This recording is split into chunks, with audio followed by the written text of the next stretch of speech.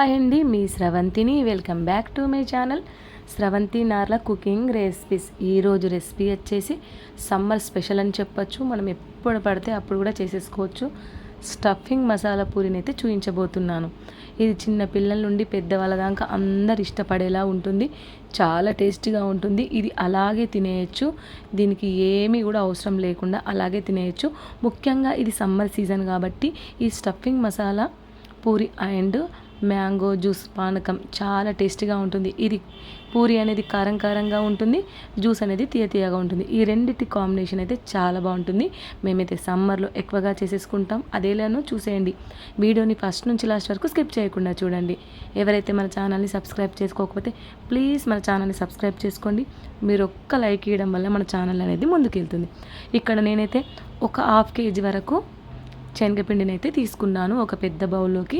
ఇప్పుడు ½ కేజీ శనగపిండికి నేనైతే tea spoon ఉంటుంది కదా, టీ స్పూన్ తోటి 4 స్పూన్ల chilli powder, 2½ spoon salt, 1 spoon జీలకర్ర, 1 స్పూన్ వాము, ½ కప్పు వరకు నువ్వులు, ఇప్పుడు ½ టీ స్పూన్ పసుపు, ఇప్పుడు ½ టీ స్పూన్ అల్లం వెల్లుల్లి పేస్ట్, ఇప్పుడు ఇలా కరివేపాకు ఒక ½ కప్పు వరకు వేసేసుకొని ఇప్పుడు ఈ పిండిని అంతా కలిసే విధంగా కలుపుకోవాలి.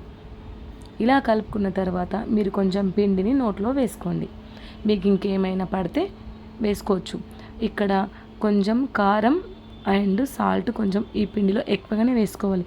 ఎందుకంటే ఈ ముద్దని మనం స్టఫింగ్ చేస్తాం కాబట్టి కొంచెం ఎక్కువగానే వేసుకోవాలి. కారంగానే ఉంటే బాగుంటుంది కాబట్టి కారం కొంచెం ఎక్కువగా వేసుకోండి.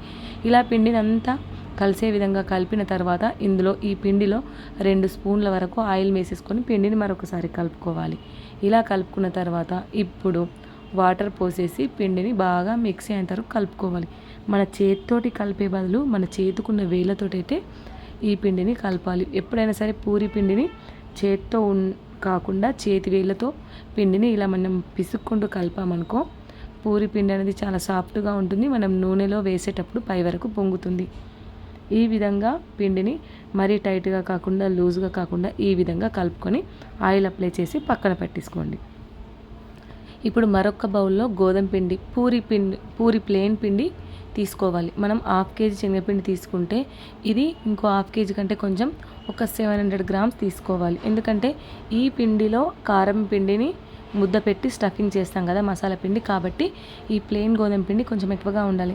500 గ్రాముల శనగపిండి అయితే 700 గ్రాములు 750 గ్రాముల వరకు వైట్ పూరి పిండి. ఇందులో కూడా కొంచెం సాల్ట్ వేసేసి ఈ విధంగా కలుపుకోవాలి. పిండిని చూడండి, నేను మీకు మెత్తగా ఎలా ఉందో చూపిస్తున్నాను. పిండిని ఒక 20 నిమిషాల వరకు అలాగే వదిలేసేయండి మూత పెట్టేసి. పిండి అనేది చాలా చక్కగా నానుతుంది. 20 మినిట్స్ తర్వాత ఇలా గోధుమ పిండి ఒక చిన్నగా ఉల్లె తీసుకొని ఆ గోధుమ పిండి ఉల్లెలో మనం తీసుకున్న ఈ బేసన్ కారం స్టఫింగ్ని లోపల పెట్టేసి ఈ విధంగా మనం ఉల్లెలు అయితే ప్రిపేర్ చేసుకోవాలి. ఒక్కొక్కటి అన్నీ అదే సైజులో.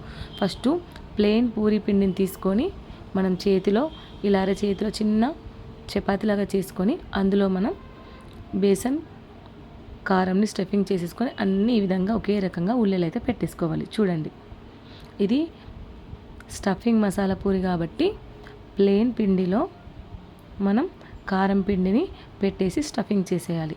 ఇప్పుడు పూరీల ప్రెస్ ఉంటుంది కదా, ఇలా మనం ఫ్రీడమ్ ఆయిల్, గోల్డ్ ఆయిల్ లేదంటే వేరే ఏవైనా మనకు దొరుకుతాయి. వీటికి ఆయిల్ అప్లై చేసేసి మనం పెట్టుకున్న ఉల్ల పెట్టేసి పూరీల ప్రెస్ తోటి మనం ఇలా చిన్న చిన్న పూరీలు అయితే మనం అన్నీ ప్రెస్ చేసుకోవాలి నెమ్మదిగా. ఒక 10 ఉల్లెలు పెట్టుకుంటూ 10 పూరీలు మనం ప్రెస్ చేసేసుకొని పక్కన అన్నీ వేసేసుకోవాలి. ఇప్పుడు ఈ పూరీలకి మధ్యలో హోల్ పెట్టాలి. ప్లెయిన్ పూరికి మధ్యలో హోల్ చేయకుండా పర్వాలేదు, కానీ ఈ స్టఫింగ్ మసాలా పూరికి అయితే కంపల్సరీ హోల్ చేయాలి. ఇలా మనం అన్ని ఉల్లెలు ఈక్వల్గా సమానంగా పెట్టుకున్నాం అనుకో, చూడండి లోపట పూరి లోపట మనం స్టఫింగ్ అనేది ఎంత మంచిగా ఏర్పడుతుంది. ఈవెన్గా సమానంగా లోపట స్టఫింగ్ అనేది ఈ పూరి లోపట రావాలి. కాబట్టి మనం అన్నీ ఒకే విధంగా ఉల్లెలు పెట్టుకుని విధంగా మంచిగా ఒక 10 వరకు పూరీలన్నీ ప్రెస్ చేసి పక్కన పెట్టేసుకోవాలి. ఇప్పుడు స్టవ్ ఆన్ చేసి కడాయిలో మంచిగా ఆయిల్ వేసేసుకొని ఇలా ఆయిల్ హీట్ అయిన తర్వాత ఒక్కొక్క పూరి వేసుకొని నెమ్మదిగా మనం డీప్ ఫ్రై చేసుకోవాలి. పూరికి ఆయిల్ ఎక్కువగా వేడిగా ఉండాలి. ఎంత ఎక్కువగా వేడి ఉంటే పూరి అనేది అంత చక్కగా డీప్ ఫ్రై అయిపోతుంది. అలాగే పూరి వేయగానే మనం గరిటెతో పూరి మీద ప్రెస్ చేస్తే ఆ పై వరకు పొంగుతుంది. కొన్ని టిప్స్ కనుక పాటిస్తే చక్కగా పూరీలు అయితే పొంగుతాయి. చాలా క్రిస్పీగా చాలా టేస్టీగా ఉంటాయి. పూరీలకి ఎప్పుడైనా ఆయిల్ అయితే హై ఫ్లేమ్లో వేడిగా ఉండాలి. ఇలా పూరి వేయగానే మనం గరిటెతో ప్రెస్ చేయగానే పై వరకు పూరి అనేది పొంగుతుంది.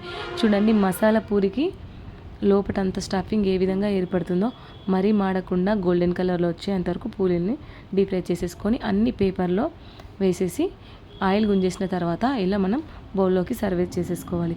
ఎంతో టేస్టీగా స్టఫింగ్ మసాలా పూరి అయితే రెడీ.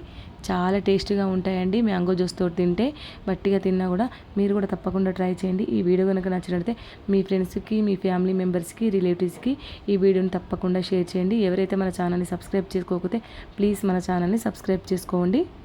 మీరు అలా సబ్స్క్రైబ్ చేసుకోవడం వల్ల నా నోటిఫికేషన్స్ అన్నీ మీకైతే వస్తాయి. అలాగే మీకు ఎలాంటి రెసిపీస్ కావాలో నాకు కమెంట్ చేయండి, మీకు చేసి చూపిస్తాను. పిల్లలకు స్కూల్ స్టార్ట్ అయిన తర్వాత కూడా వాళ్ళకు స్నాక్ ఐటమ్గా కూడా ఈ స్టఫింగ్ మసాలా పూరీని కూడా ప్రిపేర్ చేసి పెట్టిస్తే పిల్లలు కూడా హ్యాపీగా తింటారు. 3-4 డేస్ వరకు పాడవకుండా ఉంటుంది. ఇప్పుడు సమ్మర్ సీజన్ కాబట్టి మ్యాంగో జ్యూస్తో తింటే ఇంకా చాలా బాగుంటుంది. మీరు తప్పకుండా ట్రై చేయండి. Thank you for watching. Bye.